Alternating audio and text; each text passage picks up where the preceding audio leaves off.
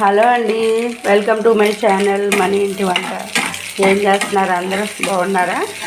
బాగా వర్షం పడుతుందండి, ఫుల్ వర్షం. కాబట్టి ఏం టిఫిన్ చేశారు?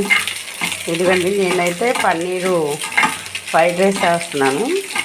కొంచెం మా బాబు క్యారేజీ కట్టంగా అన్నం ఉంది. ఇంకా అన్నంలో కొంచెం ఉప్పు, పసుపు, కారం వేసేసి ఇలా కలిపేసి,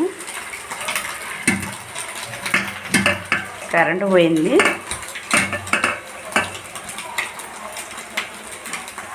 అలా కలిపాక మనం పన్నీర్ కూడా సన్నగా తరిగాను.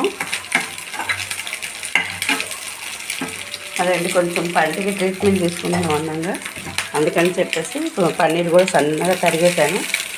తరిగేసి